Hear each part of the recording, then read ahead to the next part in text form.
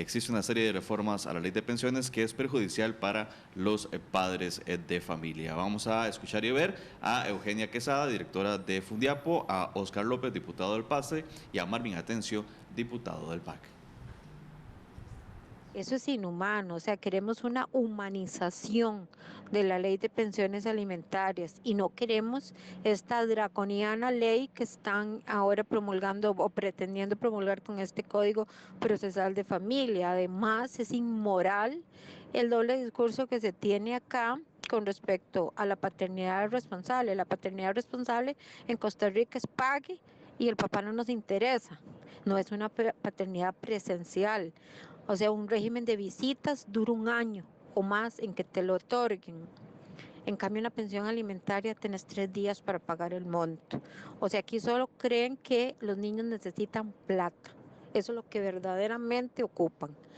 Estamos de acuerdo, necesitan comer, necesitan techo, necesitan vestir, pero son seres humanos, necesitan cariño, necesitan crecer al lado de sus padres, de ambos progenitores y todo su núcleo familiar. Todo esto no se ve en este código procesal de familia, no se prevé un proceso célere, inmediato, para que el padre, porque el padre también tiene derechos, no solo el hijo. Acordémonos que la patria potestad son derechos y deberes. Aquí solo se les reconocen los deberes. En fin, es una ley repudiable, vergonzosa. No sé cómo consideran que puede ser congruente con un Estado que se declara protector de los derechos humanos.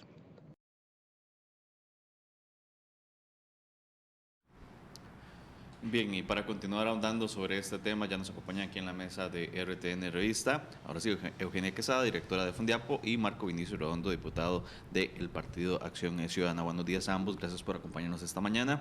¿Qué tal si empezamos con don Marco Vinicio Redondo, para que nos explique, para que nos cuente, pues, qué se busca, qué se persigue con este nuevo Código Procesal de Familia, qué lo diferencia del anterior y cuáles son las mejoras que se pretende dar? Buenos días. Bueno, buenos días, sí, un gusto poder estar con ustedes en el día de hoy hablando sobre este tema, que dicho sea de paso, hasta el momento había pasado un poquito inadvertido, y es parte de los esfuerzos que se han venido haciendo en la Asamblea por adelantar en materias que habían quedado un poco rezagadas en el tiempo. Este procesal de familia está acompañado con otros instrumentos jurídicos, como por ejemplo el que ya recientemente inicia su ejecución, que es el procesal laboral. También estamos con el procesal agrario. ¿El civil? También está en proceso el civil. En otras palabras, durante esta gestión hemos estado tratando de remozar un poquito esa deuda que se tiene en todos estos instrumentos procedimentales. Y de hecho, este es un proyecto que ingresa desde el 2008, pero que antes de estar ahí pasó por todo un tamiz dentro de la misma Corte, en donde hubo una comisión que inició todo ese proceso. Después hubo una serie de espacios en donde desde Corte también se generaron los análisis, y es parte de lo que en la Asamblea al final viene a replicarse y que se genera producto de la participación de quienes han estado gestando durante muchísimo tiempo este tipo de procesos. Y eso significa de que es importante que la ciudadanía tenga conocimiento que este tipo de proyectos no es que son la ocurrencia de un diputado y que llega y lo presenta, sino que más bien es producto de la confluencia de muchísimas personas que tienen un conocimiento técnico, un conocimiento profesional sumamente específico como es esto. Cuando estamos hablando de todos estos procesales, es importantísima la concurrencia de quienes manejan este tipo de temas todos los días. Y en ese sentido, este proyecto fue iniciado desde la Corte, ahí es donde se gesta la propuesta. En la sala segunda, que fue la asignada para que hiciera la revisión, ahí pasó todo ese proceso para poder al final convertirse en un instrumento que fue presentado a la Asamblea Legislativa. Y aquí tenemos que hacer otra observación importante. El Poder Judicial no tiene la potestad para presentar proyectos de ley por sí mismo.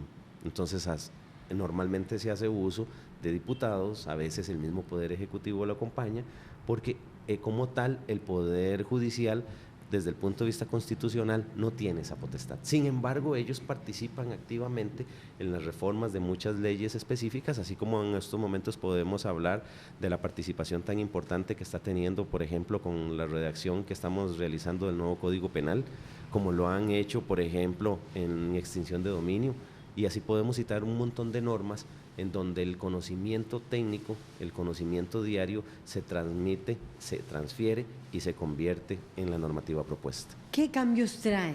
¿Cuáles son esos cambios? Bueno, digamos, más sensibles que podríamos citar, porque me imagino que debe haber muchas cosas, es como hablar del Código Procesal Laboral o algo así, pero ¿cuáles son esos elementos vitales que cambiarían a partir de este Código Procesal de Familia? Que se consideran mejorías con respecto a lo primero es de que adapta la normativa a los mismos tratados internacionales que Costa Rica ha venido suscribiendo a través del tiempo. Tenemos de que esta norma viene 40 años después del Código de Familia. Eso y es una deuda que se tenía para poder mejorar justamente esa visión que se había planteado en el Código original. Y otro de los elementos importantes que tiene también es la inserción de la oralidad dentro del proceso, que es una de las tendencias que se han venido teniendo. Ya tenemos la experiencia del contencioso administrativo, que dicho sea de paso, valdría la pena evaluarlo. Sin embargo, una de las aspiraciones que se tiene a nivel de los procesos judiciales es de que se pueda incentivar esta oralidad con la esperanza de que se puedan hacer procesos más ágiles y que al mismo tiempo también permitan una mayor participación de parte de las personas o de las partes que están involucradas. Esos son elementos que para mí son vitales, el actualizar desde el punto de vista de la normativa internacional a la cual nosotros nos hemos ido suscribiendo, que nos pongamos un poquito en tiempo y sobre todo el que podamos abrir estos espacios de oralidad para poder agilizar y mejorar también la participación de las partes. Ok, la oralidad. Ahora, ¿es cierto que el código, voy a plantearlo, elimina de alguna manera la ley de pensiones actual vigente de pensiones alimentarias? Bueno, dentro de las derogatorias no es que se da la derogatoria de la ley de pensiones. Se hacen cambios a una serie de normas, hay una serie de justamente en ese interés de poder compendiar y poder hacer de que la normativa deje de estar tan difuminada, porque eso es uno de los problemas que tenemos en el ordenamiento judicial nuestro, de que hay una difuminación total de leyes en todos los campos. Nos encontramos de que existen leyes específicas para cada uno de los ejes fundamentales de la administración de la justicia, y parte de lo que se busca con este proyecto es generar un mayor nivel de integración, de tal manera de que podamos tenerlo en ese cuerpo que se supone que es el código, que es el que debe resumir la normativa en una materia específica, que pueda estar claramente definida y que efectivamente podamos tener no solamente el cuerpo como tal, sino que ese cuerpo esté actualizado en función de las aspiraciones que se han venido generando a través del tiempo en la ciudadanía y que se han manifestado con algunas normas que es necesario compendiar. Ya viene doña Eugenia Quesada, de la directora de la Fundación de Fundiapo, pero quería preguntarle, ¿en qué estado se encuentra el proyecto Marco Vinicio Redondo? Bueno, en estos momentos el proyecto está en espera de mociones 137, hay algunos... ¿Qué significa? Eso significa de que está en plenario, nada más de que podrían haber algunas mociones que se presenten para poder hacerle las últimas correcciones. Es un esfuerzo que se ha venido realizando en la Comisión de Asuntos Jurídicos, en donde también se están viendo el Código Procesal Agrario. Una de las preocupaciones que para nosotros puede tener este código es justamente parte de los reclamos que ahora se están dando con respecto al tema de la liquidez del Estado. Esto va a generar también un mayor nivel de exigencia desde el punto de vista de operación del Poder Judicial, y obviamente también hubo manifestaciones muy importantes de parte de la defensa pública, porque también seguimos con esa tendencia de dar la oportunidad para aquellas personas que no tienen acceso a la defensa, de poder también tener acceso a través del Poder Judicial mismo. Y entonces la defensa pública había manifestado una preocupación muy fuerte en esa línea, porque también ellos requerían de que se les asegurara el presupuesto, y es parte de las cosas que nosotros, y en lo personal lo manifestaba hace un par de días en plenario, de la preocupación que yo tenía cuando también estamos creando la jurisdicción contra el crimen organizado, en donde yo haya recursos para poner hablaba en práctica con claridad de que es cambios en el necesario que código. atendamos este tipo de cambios, pero también tenemos la obligación de asegurar que efectivamente los recursos Tendrá están. el dinero. Bueno, y a propósito, Celso Gamboa hizo de los recortes que se están pidiendo a la Corte Suprema, bueno, al Poder Judicial, ayer, antier, vamos a ver, ¿cuándo fue? Sí, el lunes hizo un llamado, él particularmente como magistrado, para que lo que se vaya a aprobar por parte de la Asamblea tenga contenido económico. Ahora sí, ¿qué dice Eugenia Quesada, directora de Fundiapo? ¿Por qué objetan esas reformas al Código Procesal de Familia? Buenos días. Buenos días. En realidad, el Código Procesal de Familia ciertamente era una gran deuda que se tenía, viene a llenar un vacío muy grande que teníamos. Lo que sí no coincido con el señor diputado es en cuanto a los avances que se tienen con respecto a la Ley de Pensiones Alimentarias. En esta última versión del proyecto sí se indica que se deroga en su totalidad la Ley de Pensiones Alimentarias. Y lo más triste es que lo que nosotros reprochamos de la ley vigente es su anacronismo, la falta de actualización de esta ley. Y todos estos defectos persisten en esta nueva versión. Y peor aún, son más violatorios de los derechos fundamentales del hombre. Es inconcebible que se determine que el apremio corporal va a empezar a regir para hombres obligados alimentarios a partir de 15 años y hasta los 75 años. Se sigue manteniendo la visión de que el hombre es irresponsable y hay que sancionarlo a priori y hay que ver cómo se le mete a la cárcel, porque no viene a introducir alguna otra alternativa para la morosidad en materia alimentaria, cuando ya es bien sabido que el apremio corporal, el 6 meses, un obligado alimentario en cárcel, no significa un beneficio para ninguno de los actores de esa problemática. El beneficiario no recibe un 5, el obligado alimentario muchas veces pierde su trabajo porque algo tenía y lo pierde, o se desvincula completamente de su segunda familia. Por otro lado, es un gasto muy fuerte para el Estado, de manera tal que eso era uno de los mayores retos que tiene una nueva ley de pensiones alimentarias. Y yo me pregunto, ¿dónde está el PANI para haber pegado el grito de que un menor de edad se le vulneren sus derechos, como es un menor de 15 años, en el que le van a cercenar su derecho a la educación, su derecho a crecer al lado de su familia, hasta su derecho a la salud, porque para nadie es desconocido que puesto en medio de la reforma es totalmente inhóspito, y si se va a una prisión especial para menores de edad estarían involucrados con delincuentes. O sea, yo pienso que es una ley que se hizo con el hígado, con una represión al hombre muy, muy severa y inconstitucional.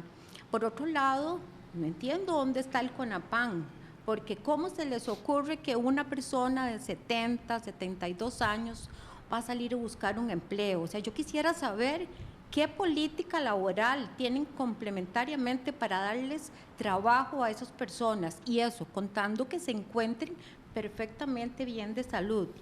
Pero eso no es así en la mayoría de los casos. Entonces vamos a tener recluidos a una cantidad de ciudadanos de oro que van a ser tratados como ciudadanos de lata. Además de que en puesto 9 ni siquiera se respeta la ley 7600. ¿Cómo es posible que un Estado que se dice respetuoso de los derechos humanos aquí apremien a personas con problemas psiquiátricos y los mantengan ahí sin darles la debida medicación? Eso no es posible. Hemos tenido casos en los que las personas atentan contra su vida. Ahí hemos tenido que meter recursos de amparo, recursos de habeas corpus para que se les pase. Y si los mandan a Capencol, ahí están delincuentes. O sea, es una ley que no viene a aportar absolutamente nada, sino a acrecentar todos los problemas. Y tiene cosas tan ilógicas como que estando usted en la etapa de apremio corporal, esos 6 meses, aún así sigue corriendo la deuda que usted tiene con el obligado alimentario. Por Dios, que alguien me explique cómo va a pagar una deuda una persona que está apremiada, que está en la cárcel, si ni siquiera ahí se les ofrecen soluciones de trabajo aptas para que puedan cancelar ese monto. Y lo que más nos sorprende es que toda la cantidad de proyectos de ley de pensiones alimentarias que se han presentado, en las que sí vienen propuestas muy de vanguardia, propuestas que realmente vienen a dar una solución al tema alimentario, ni siquiera fueron considerados. Por otro lado, el Código Procesal de Familia, o sea, fue también promulgado o redactado, perdón, con una visión de que el papá pague nada más. ¿Por qué? Porque se sabe bien que los papás acá ven a sus hijos si la madre quiere, punto. No hay una voluntad política ni institucional para proteger ese derecho del padre. Y ahora maquiavélicamente se dice solo el derecho del niño. ¿Para qué? Para que la madre lo pueda alienar, manipular y el chiquito ya envenenado llegue a decir: no quiero ver a mi papá, y es un derecho del niño. No, señores, disculpen, pero el derecho también es del padre. La patria potestad es deberes y derechos. Los derechos del padre aquí han sido absolutamente invisibilizados. Y vean, no es posible que duren 1 año en dar un régimen de visitas, y cuando uno solicita un régimen de visitas provisional, no se lo otorgan. ¿Sabe por qué? Porque esperan a ver que la madre se pronuncie, que diga si el señor es apto para ser padre de ese niño, porque se presume que es una mala influencia. Ok, ya hizo observaciones Eugenia Quesada, de la directora de Fundia, por las primeras observaciones. ¿Qué piensa el diputado Marco Vinicio Redondo sobre estas observaciones que ella considera que está indicando? Se le ve prácticamente al hombre como un proveedor. Estrictamente la ley refuerza, o el código refuerza más esa visión. Se estarían violentando derechos de los niños en el caso de que se obliga a menores a jóvenes de 15 años en adelante, igual a adultos mayores. Yo creo que aquí estamos ante un tema que es bastante difícil de abordar, porque aquí estamos viendo cuando un problema, que podríamos decir que es un problema social, ya se convierte en un problema eminentemente legal. El deseo es de que al final ojalá no hubiese la necesidad de tener que llegar a este tipo de extremos. Eso significa de que también hay algo que dentro de nuestra sociedad está fallando. ¿Por qué nace la ley? ¿Cuál es el objeto de la pensión alimentaria? Empecemos por ahí. El fin era justamente proteger un bien jurídico importantísimo, que es la manutención del niño, de esa persona que no tiene la culpa de que su padre se separe de su madre, o que simplemente su padre nunca conviviese con su madre, pero que tiene el derecho a que se le dé la manutención para que pueda desarrollarse como persona y obviamente tener las mismas oportunidades que tiene el resto. Esto nos lleva a considerar qué es lo que está sucediendo dentro de nuestra sociedad, qué es lo que está sucediendo con el concepto de paternidad, qué es lo que está pasando para que cada vez se tenga que llegar más al apremio corporal, porque hay padres que no están cumpliendo. Ahí pueden haber diferentes factores que debemos de analizar y que debemos de atacar, pero lo que no podemos permitir es de que algo que fue creado para justamente garantizar ese derecho del niño, para que se le dé su manutención, en vista de que no hay una voluntad propia, porque este es el problema.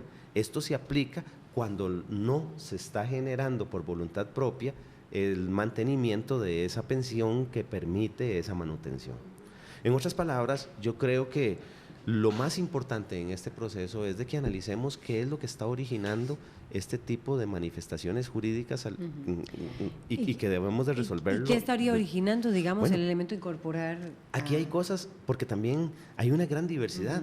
Hay muchos motivos, no solamente personas de escasos recursos llegan a tener el apremio corporal porque no pagan. También existen personas que tienen muchos ingresos que tampoco lo terminan cumpliendo y materializando.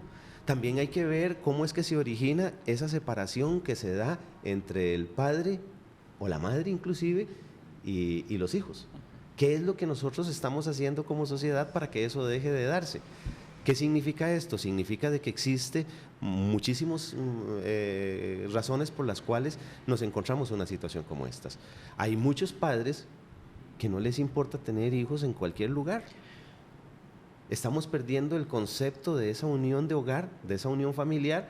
¿Por qué? Porque ya tenemos el nivel de libertad en donde podemos ir a procrear indiscriminadamente, y yo creo que ese tema no lo estamos trabajando desde el punto de vista del conjunto de valores que debemos de asumir como sociedad.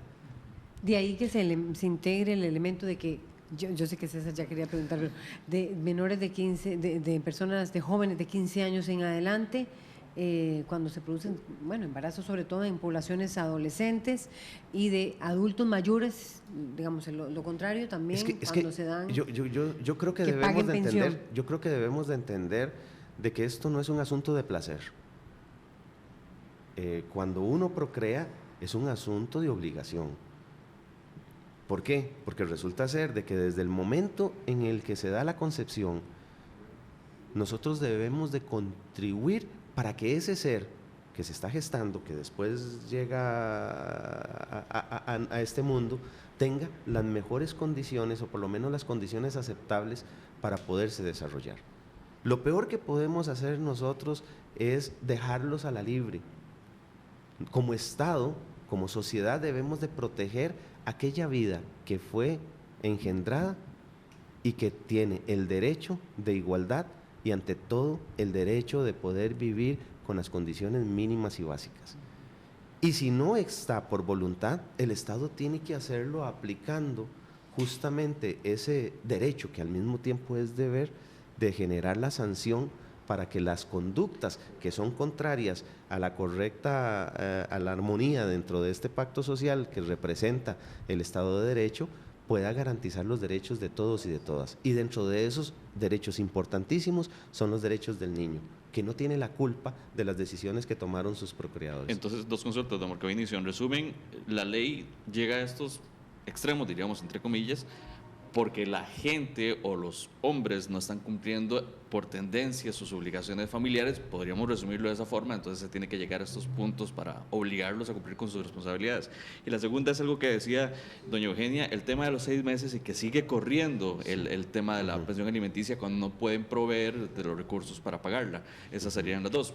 La primera es como, podríamos decir que en resumen es eso, la ley llega a este punto porque por tendencia general los hombres no están cumpliendo con sus obligaciones paternas. Al no haber cumplimiento, correcto. Al darse incumplimiento dentro de lo que podríamos esperar una buena paternidad, es necesario establecer la norma que obligue a que esa conducta que no es conveniente para el desarrollo del niño y obviamente para la sociedad tenga que ajustarse, y por eso existe la ley.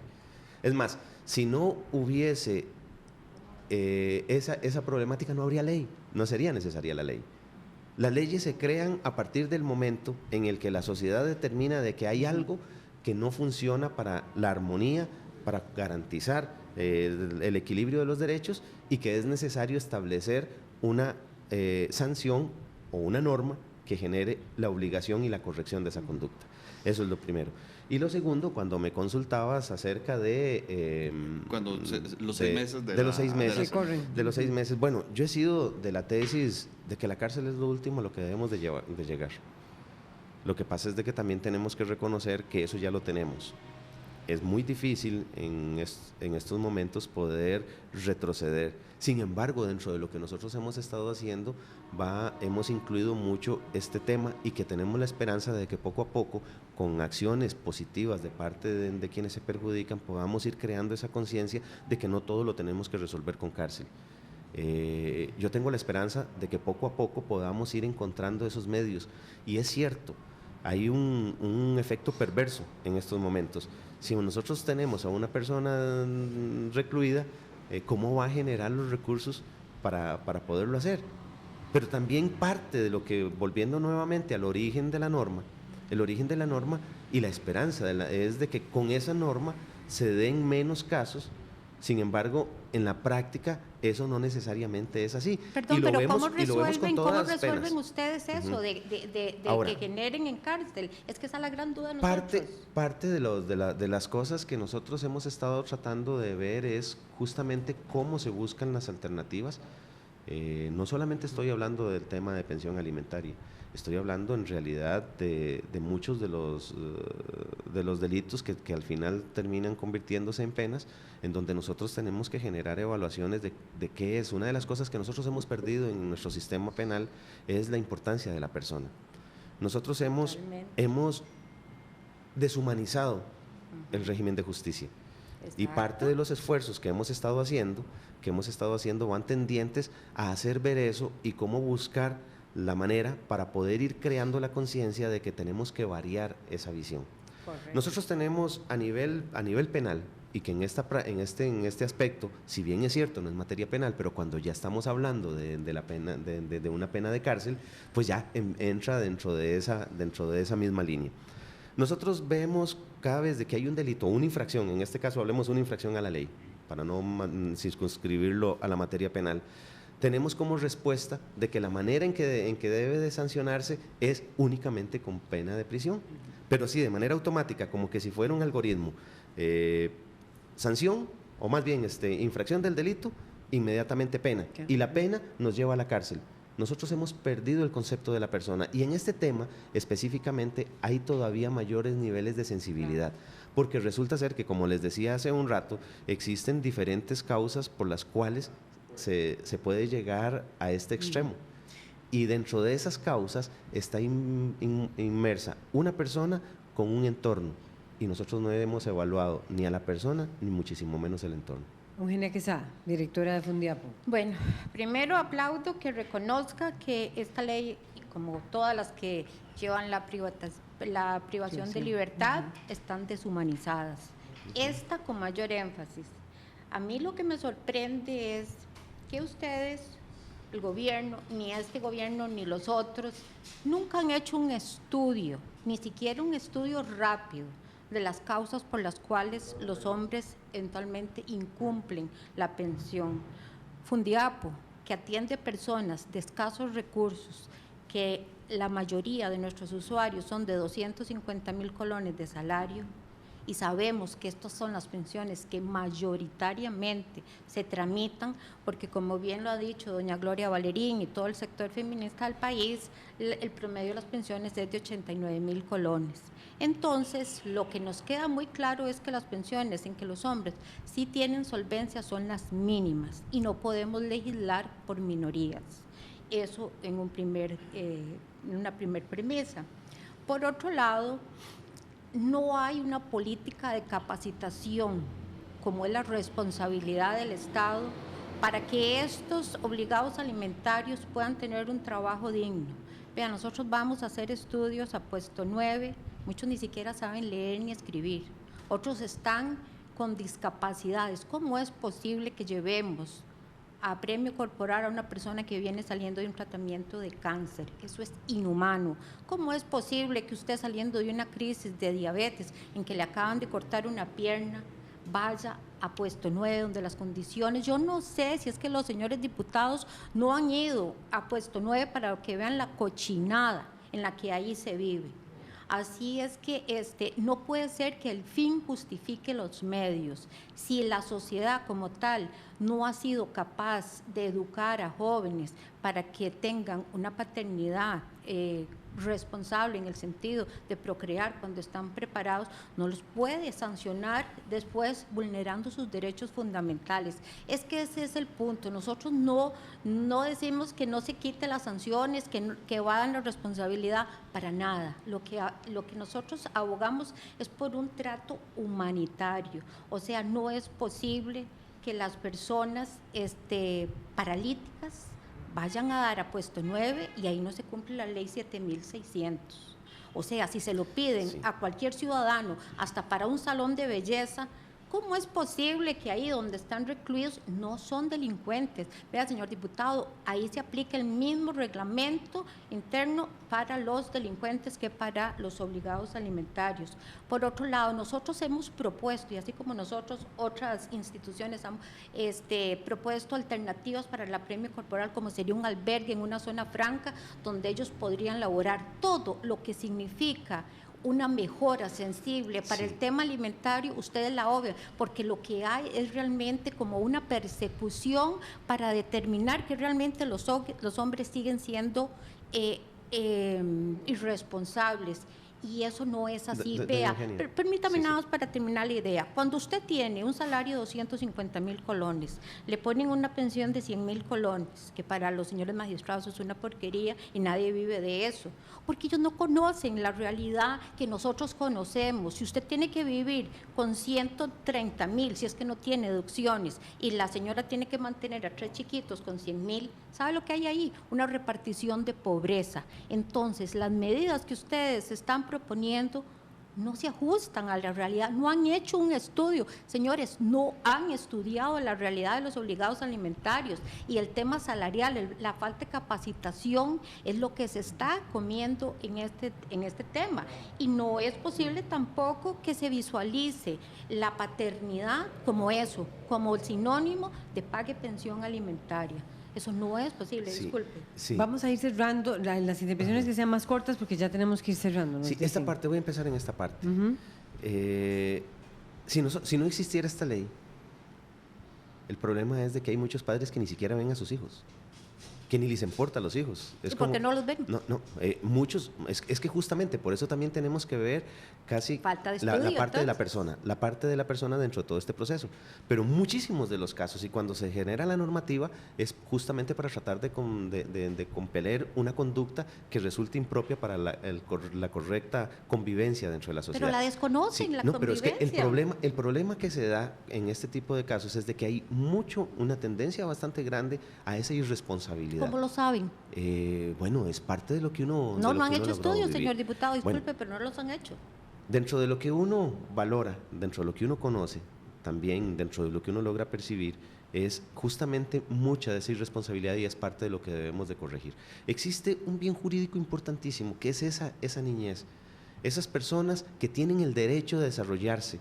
Pero también lo tiene el de 15 años. Sí, correcto, pero también tiene una responsabilidad, y aquí es donde nosotros como ciudadanía, como sociedad, tenemos que tener muy claro de que hay responsabilidades que debemos de asumir, y hay responsabilidades con quienes tienen el derecho de tener igualdad y que no tienen la culpa de no haber sido parte de un proceso racional de quienes lo trajeron a este fin mundo. Justifica los medios, No, entonces. no es que el fin justifique los medios. Porque está vulnerando los derechos de otro menor de edad. No.